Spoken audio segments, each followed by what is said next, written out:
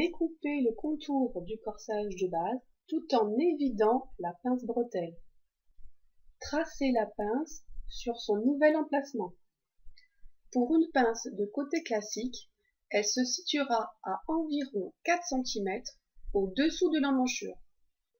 Pour une pince fantaisie, on la situera à n'importe quelle hauteur sur le côté d'un corsage ou même d'une robe.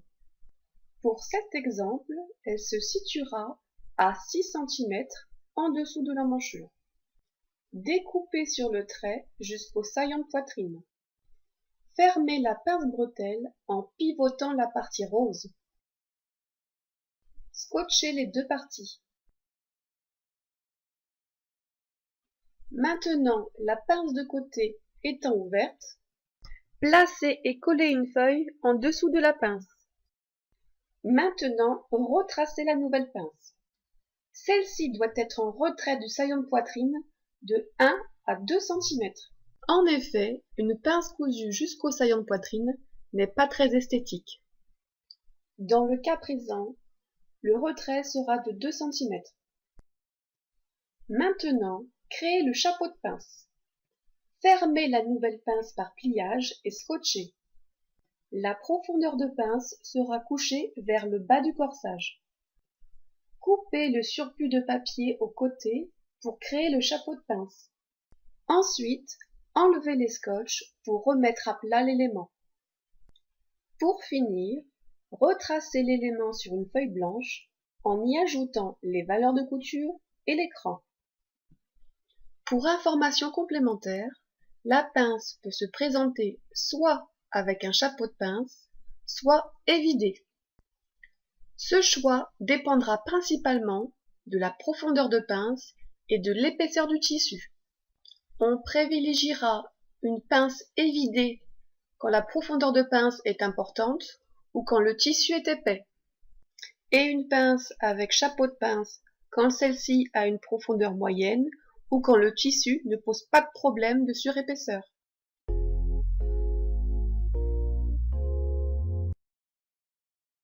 Pour commencer, zoomez le devant. Ensuite, tracez la pince sur son nouvel emplacement.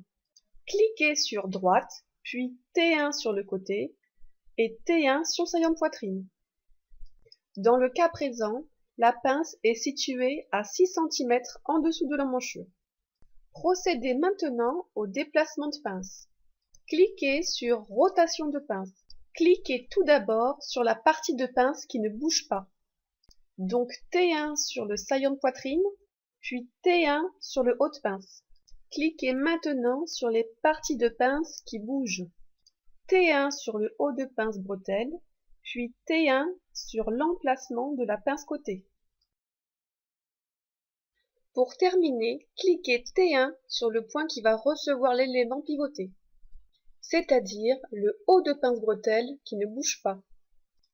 Le déplacement de pince étant réalisé, il faut maintenant modifier la pince côté pour qu'elle soit en retrait du saillant de poitrine.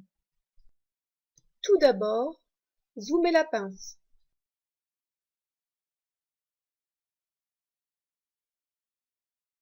Ensuite, cliquez sur Empreinte dans la barre d'état. Puis, allez dans le menu F3 et cliquez sur Modifier.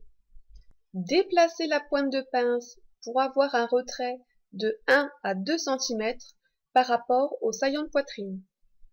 Aidez-vous de la boîte de dialogue en contrôlant la valeur du retrait dans DL. Aussi, contrôlez visuellement que la nouvelle pointe de pince soit correctement centrée par rapport à l'ancienne pince. Après modification, vous pouvez désélectionner la fonction empreinte. Allez dans le menu F5, puis cliquez sur Créer chapeau. Cliquez T1 sur la pointe de pince, puis T1 sur le premier bord de pince et T1 sur le deuxième bord. Le premier bord de pince sélectionné indique le sens où se couchera la profondeur de pince.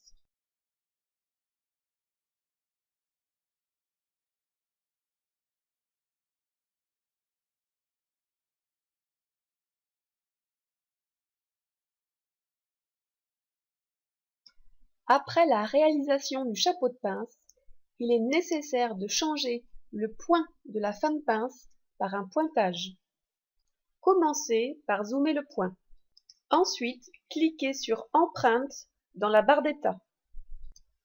Allez dans le menu F3, puis cliquez sur Suppression, puis T1 sur le point à supprimer. Après sa suppression, seule son empreinte reste marquée. Il ne reste plus qu'à marquer le pointage. Pour cela, allez dans le menu F1, puis cliquez sur l'onglet Relatif. Une boîte de dialogue apparaît, sélectionnez Outils marque 35, puis fermez. Cliquez sur la fonction Relatif, puis marquez le pointage à l'aide d'un T1 suivi d'un T3. Le pointage étant marqué, vous pouvez désélectionner Empreinte.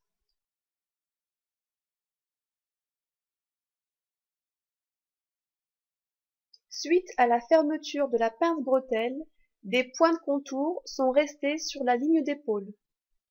Il faut donc les supprimer.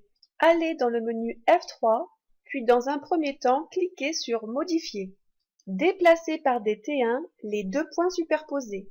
Ensuite, cliquez T1 sur Fusion de courbes, puis T1 sur les points modifiés.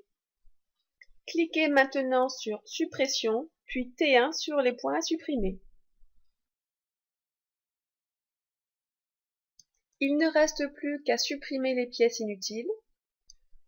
Pour cela, enfoncez la touche Z de votre clavier, puis T1 et Shift pour supprimer les éléments.